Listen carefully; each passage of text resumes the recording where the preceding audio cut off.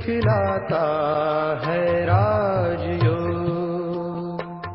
दुख दर्द रोगों से मुक्ति दिलाता है राजयोग। दुख दर्द रोगों से मुक्ति दिलाता है राजयोग। इंसान को जीने की कला सिखलाता है राजयोग। ओम शांति। अभी मैं आप सभी को कैसे स्वस्थ जीवन जिए, हे प्रभु मुझे धन दो, स्वास्थ्यवान बनाओ। स्वास्थ्य के लिए भी हम भगवान को कामना करते थे और प्रार्थना करते थे। इसलिए भगवान को सुप्रीम सर्जन भी कहा गया है, वैद्यनाथ भी कहा गया है। शिव बाबा का हजारों नाम है, उसमें से एक नाम वैद्यनाथ है। अर्थात जैसे गुरुओं का गुरु शिव बाबा है, जैसे सभी शिक्षकों का शिक्षक परम शिक्षक शिव बाबा है, इस प्रकार जितने दुनिया में जितने वैद्य है अर्थात डॉक्टर्स हैं, अंग्रेजी में उसको डॉक्टर कहते हैं लेकिन पहले जमाने में तो वैद्य कहते थे, तो सभी वैद्यों का नाथ शिव बाबा है।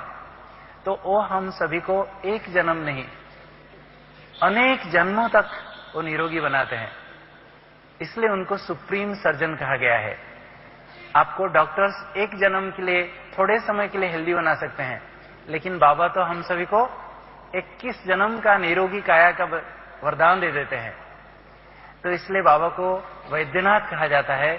और भक्ति में हम सभी भगवान को यही प्रार्थना करते थे, यही याचना करते थे, हे प्रभु मुझे निरोगी काया दो। तो बाबा अभी आए हैं हम सभी को बहुत सुंदर जीवन जीने की कला सिखाने, ताकि हम न सिर्फ एक जन्म, भविष्य 21 जन्म तक हम कैसे निरोगी रहें, बाबा वो विधि हमें बताते हैं। तो देखिए, भगवान भी आपसे बातें करना चाहते हैं। हम सभी भगवान को इतने समय से जो प्रार्थना करते आए हैं, अभी भगवान हमें पूछ रहे हैं, मेरे बच्चे मेरे कहना मानोगे, सुनोगे? तो भगवान क्या कहते हैं, मेरे बच्चे सदा स्वस्थ जीवन तो तुम्हारा जन्म सिद्ध अधिकार है। Ever healthy life is your God fatherly birth right. लेकिन कुछ शर्तें हैं। Adopt spiritual lifestyle for complete health. अगर आप आध्यात्मिक जीवन शैली अपनाओगे जीवन में तो सदा निरोगी रहेंगे। भगवान हम सभी को योगी बनाकर गए थे, परंतु आज की दुनिया को क्या कहेंगे? रोगियों की दुनिया, भोगियों की दुनिया। संसार में ऐसा कोई व्यक्ति नहीं होगा जो जन्म से लेकर मृत्यु तक कभी भी कोई बीमारी ना हो उसको। ऐसा कोई है कोई? कोई भी नहीं है।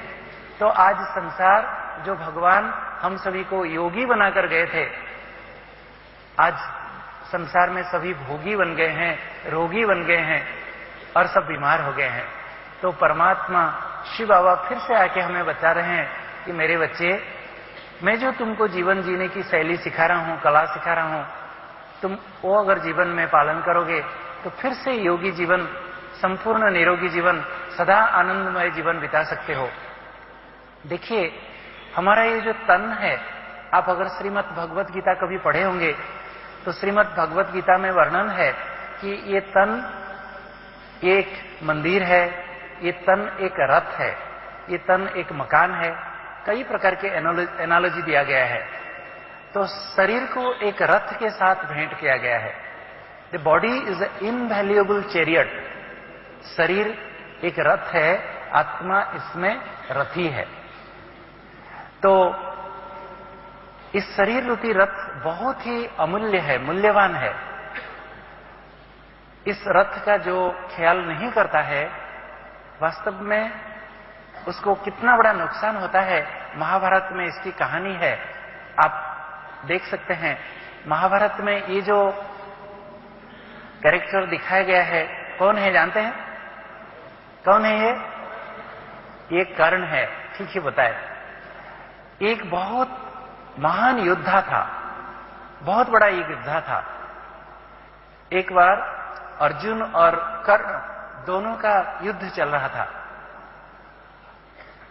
अर्जुन तीर मारता था, कर्ण का रथ कई योजन तक पीछे हट जाता था, लेकिन कई बार ऐसे उसका रथ को पीछे धकेल दिया।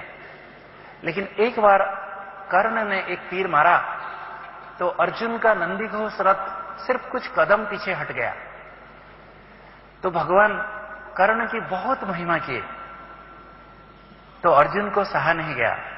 अर्जुन कहता है, प्रभु मैं इस कर्ण का रथ को इतने योजन तक और इतने बार पीछे हटाया, आप एक बार भी मेरी महिमा नहीं किए, और मेरा रथ को सिर्फ 5 कदम नीचे पीछे हटा दिया, तो आप इतनी महिमा कर रहे हैं। तो और भगवान क्या बताए जानते हैं? भगवान ने कहा, अर्जुन इसका रथ तो एक साधारण रथ है, लेकिन तेरा रथ जहां मैं स्वयं विराजित हूं, 33 करोड़ देवता जहां विराजित है, जहां स्वयं मारुति ध्वजा पकड़ के बैठा है, ऐसा एक शक्तिशाली रथ को अगर वो पीछे खिसका भी दिया तो वो शक्तिशाली है कि तू शक्तिशाली है। कहने का मतलब, कर्ण एक बहुत बड़ा योद्धा होने के नाते भी महाभारत युद्ध में हार गया था। क्यों हारा?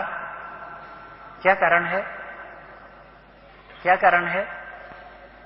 इसका कारण यही रहा कि उसका रथ के पहिया जमीन में धंस गया था और उसी वक्त अर्जुन उसको मार दिया था।